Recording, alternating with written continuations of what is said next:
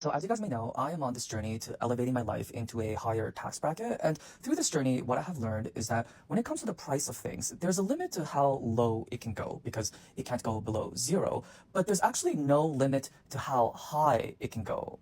The limit does not exist. Take hand soap, for example. Growing up, my family used to use bar soap as hand soap, and that was probably less than $1. And I used to think that Dove was fancy because according to the commercials, Dove is not soap, it's a moisturizing bar. It moisturizes your skin while cleaning it at the same time, but it's not soap. When I moved out of my parents' place at the age of 17, that was the first time that I bought hand soap. I bought soft soap for $5, the one infused with shea butter that smelled like coconuts. Until this day, I still don't really understand what is the difference between body soap and hand soap, considering the last time I checked, our hands are part of our bodies. But it's possible that in 30 years, the cosmetics industry will gaslight all of us into thinking that we need foot soap. The soft soap served me well for about 10 years. And then one day I went to Whole Foods for the first time and I saw that they also offer hand soap. They offer organic hand soap. And I don't really know what makes a hand soap organic, but when I see organic, I think it doesn't cause cancer. And who wants cancer, right? And so I upgraded from my $7 soft soap to a $15 Whole Foods hand soap. I used that for a couple of months. And then one day, a friend of mine gifted me a tube of hand cream from L'Occitane. And I went to L'Occitane to replenish the hand cream, and I saw that they also sell hand soap. In my mind, I have this tendency to think that when you use two different products from the same brand, it'll increase the effectiveness of each product. Like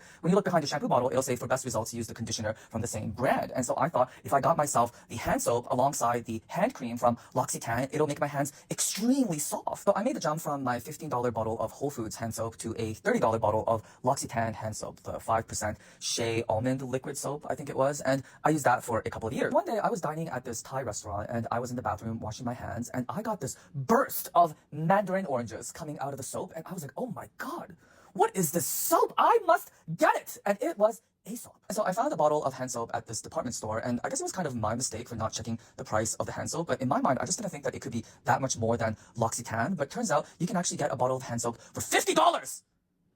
It was $50! And so I was like, you know what, I'll just treat myself this one time to this $50 bottle of hand soap. But then when people came over and used my hand soap, they were like, oh my God, Chris, you have Aesop hand soap? And I became known as the guy with Aesop hand soap. And so I couldn't go back to soft soap or everyone's gonna think that I went downhill. I've been using Aesop hand soap for the last few years, but as you may also know, I started getting into Diptyque candles, and turns out Diptyque also has a hand soap, and their hand soap is $80. I honestly don't know how I ended up on this hedonic treadmill of hand soaps, but to be honest with you, I was never really even unhappy with soft soap.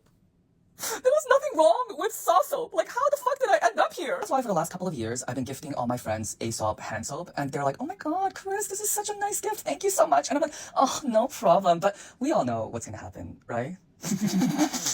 Misery loves company, bitch.